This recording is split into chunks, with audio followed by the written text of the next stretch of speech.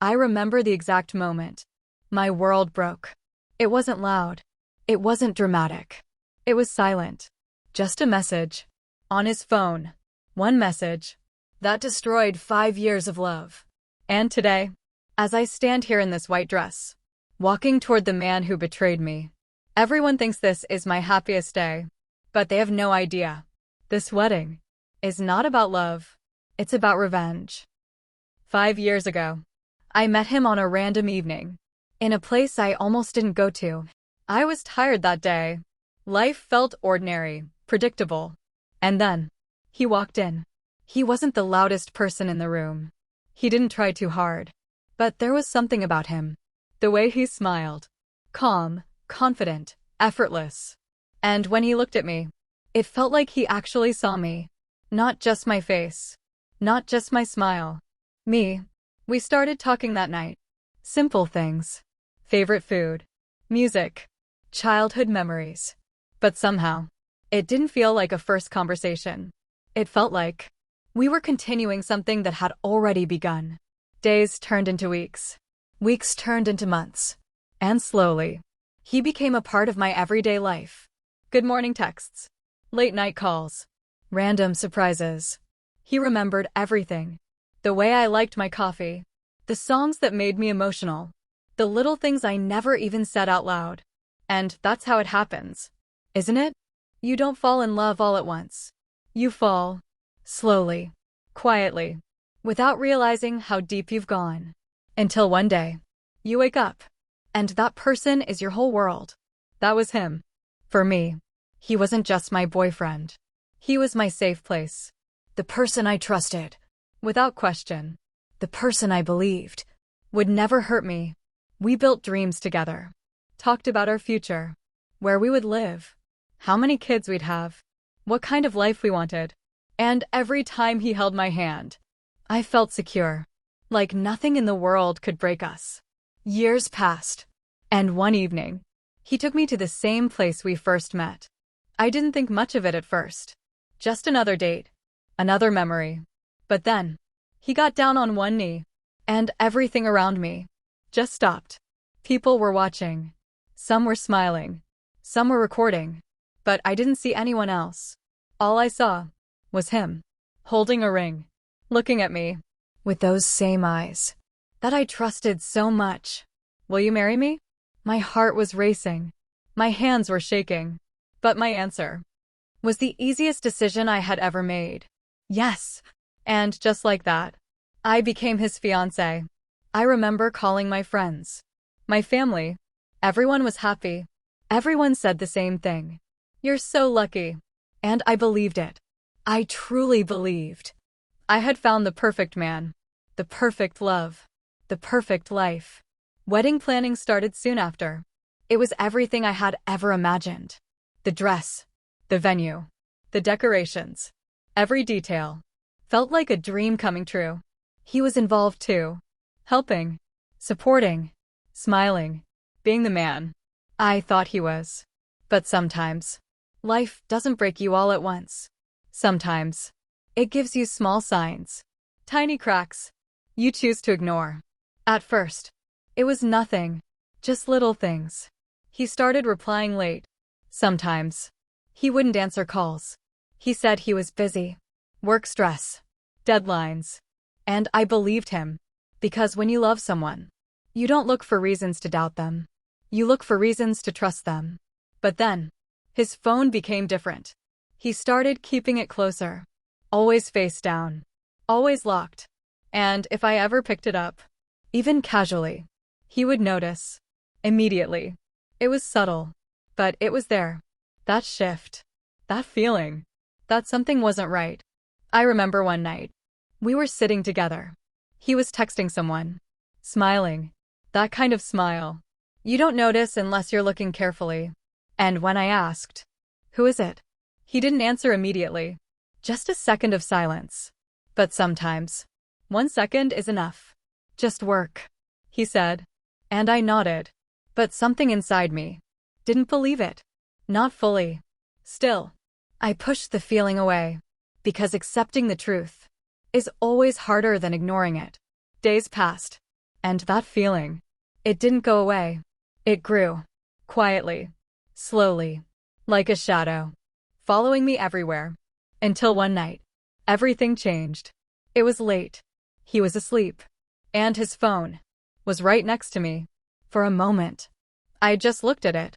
My heart was already racing, even before I touched it. Because deep down, I knew something was there. Something I wasn't ready to see. But I still picked it up. My hands were shaking. The screen lit up. And then, I saw it.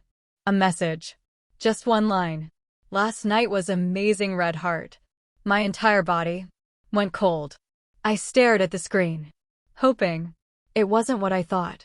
Hoping there was some explanation, some misunderstanding. But there wasn't. Because when I opened the chat, everything became clear. Messages, photos, videos. Not just one girl. Multiple. Different names. Different conversations. All the same lies. All the same promises. The same words. He used with me. Copied. Repeated. Meaningless. My chest felt tight. Like I couldn't breathe. Like the air around me just disappeared. 5 years. 5 years of love. Trust. Memories. Dreams. All of it, in that moment, felt fake. Like I had been living in a lie. And the worst part? He was sleeping right next to me. Peacefully. Like nothing was wrong. Like he hadn't just destroyed everything. That night, I didn't cry. Not immediately. I just sat there, holding his phone, staring into nothing, trying to understand how someone I loved so much could do this to me. And that's when something inside me changed. Not loudly, not dramatically, just quietly. Something broke, and something else took its place. That night, I didn't scream. I didn't wake him up. I didn't ask questions, because I already had the answers. Everything I needed to know was right there, in his phone. So instead of breaking down, I did something he would never expect. I stayed quiet. Very quiet. I put his phone back, exactly where it was. And I lay there, pretending to sleep, while inside me, a storm was building. Not of sadness. Not anymore. But of clarity. Because in that moment, I understood something. If I confronted him now, he would lie. He would manipulate. He would twist the truth. Until I started doubting myself. And I wasn't going to let that happen. No. This time, I wanted the truth to be undeniable, visible, unavoidable. I wanted him to feel what betrayal actually looks like. So I made a decision. A cold, calculated decision. I would wait. I would act normal. And I would plan. Carefully. Quietly. Perfectly. The next morning, I smiled. Like nothing had happened. I made breakfast. Talked to him normally. Even laughed. And he had no idea. No idea that the woman sitting across from him already knew everything. And that's the thing about betrayal. It gives you a strange kind of power. Because the person who lies never expects you to already know the truth. Days passed.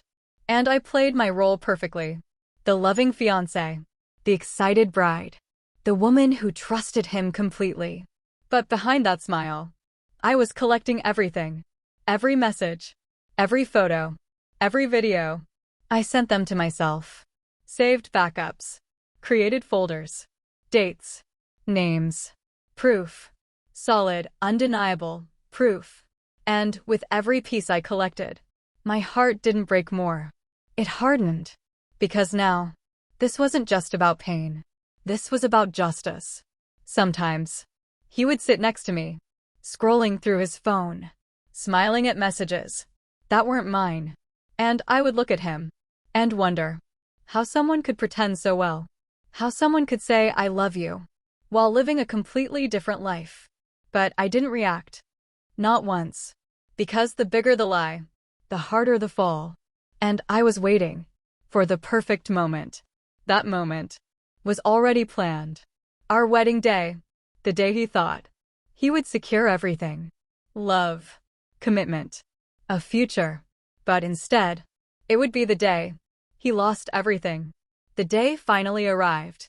Everything was perfect. Exactly how I had imagined it. The venue. Covered in flowers. Soft music playing. Guests smiling. Laughing. Celebrating. It looked like a dream. And I stood there. In my wedding dress. Looking like the happiest bride alive. People complimented me. You look beautiful. You're glowing. You're so lucky. And I smiled. I thanked them. But inside, I felt something else. Not happiness. Not excitement. Control. Because today, everything was under my control. I saw him, standing at the altar, dressed perfectly, confident, smiling, the same smile that once made me fall in love. But now, I saw it differently. Now, I saw the lies behind it.